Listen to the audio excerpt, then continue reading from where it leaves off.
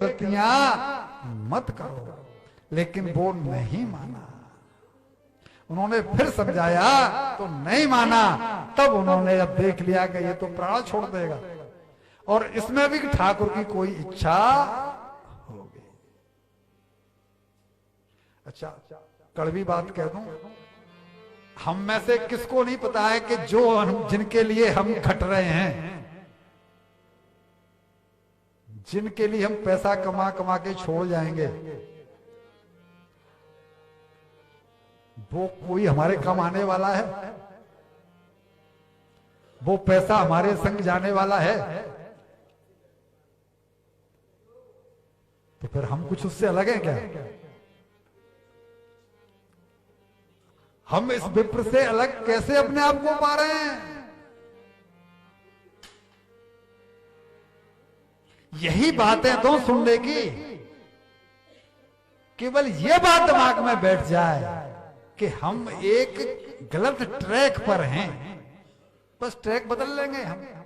जब तक हमको ये बात नहीं मालूम पड़ रही है कि हमने गलत ट्रैक को पकड़ा हुआ है, तभी तक तो भूल हो रही है। वरना भूल के चांस कहां है जी? क्यों हो रही है? हमसे कोई आदमी कहते आप बड़े बुद्धू हैं, तो चढ़ बैठेंगे, मारपीट हो जाएगी। लेकिन ये क्या अकलमंदी की बात है क्या? जो किसी काम नहीं आने वाला है उसके लिए तो 100% जी रहे हैं, और जो काम आने वाला है उसके लिए 1% भी नहीं। तो उसको कैसे बुद्धिमत्ता कहें?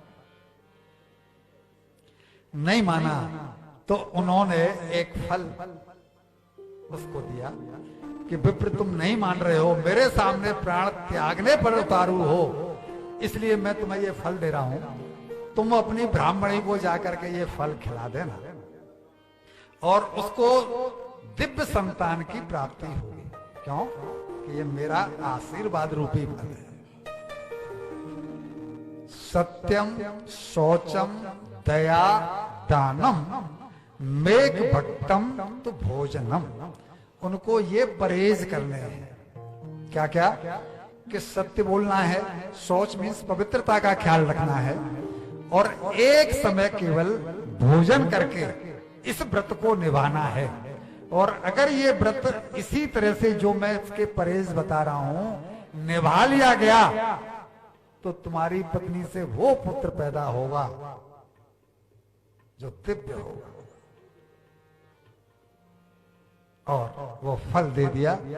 एक समय भोजन करने का, सत्य बोलना है, पवित्रता से रहना है, और ये सब कर दिया तो तुम्हारे परिवार में, तुम्हारे घर में एक जो है ना सरल स्वभाव का और शुद्ध चित्त का पुत्र पैदा होगा।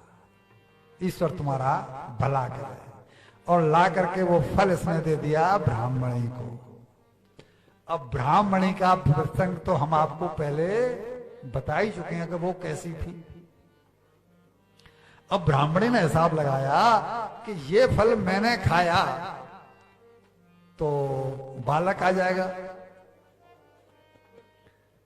तो मैं भोजन पूरा नहीं कर पाऊंगी, या ये नहीं खा पाऊंगी, या वो नहीं खा पाऊंगी।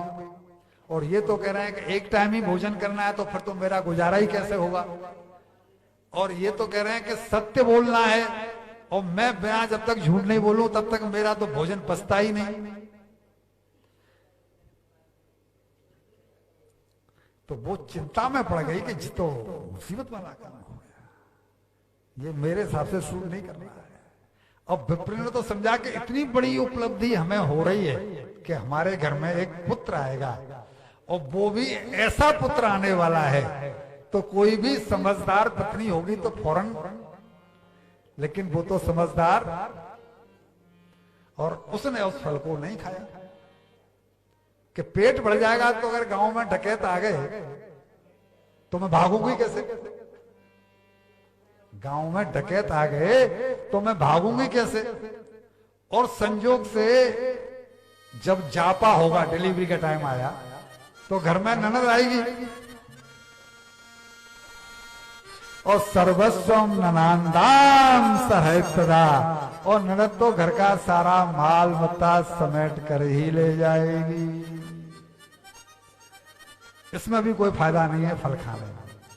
और संतान प्राप्ति के लिए एक टाइम भोजन करना पड़ेगा, जो कि मैं तो 4 टाइम तो कम से कम चाहिए ही चाहिए। और कहीं ये सुखदेव जी की तरह से 12 साल तक पेट में ही अटका रह गया तो 12 साल तक, ये मैं नहीं अपनी तरफ से नहीं कर रहा हूं, ये सब कुछ यहां पर 12 साल तक पेट में ही ये रहा, बाहर ही नहीं निकला, तो मेरा तो चलना फिरना, और मैं तो जब तक 10-20 बुराइयां नहीं कर लूं, भलाइयां नहीं कर लूं, तब तक खाना पचता नहीं। और ये कह रहे हैं सत्यम शौचम, अरे इनका पालन कैसे होगा?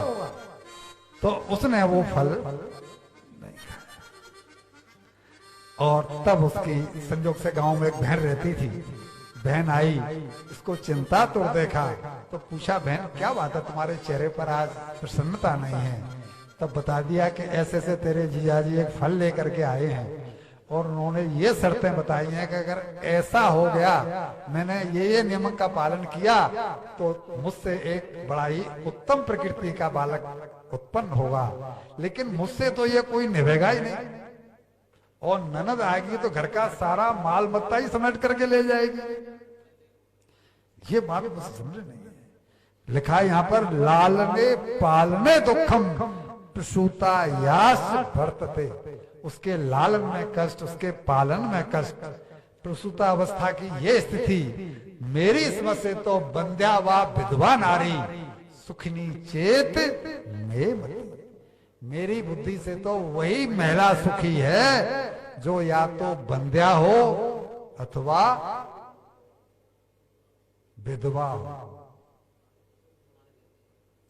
बंध्या या विधवा नारी, अब ऐसी महिला को पति कैसा मिला है? आत्मदेव जैसा। ये धुंधली कौन है?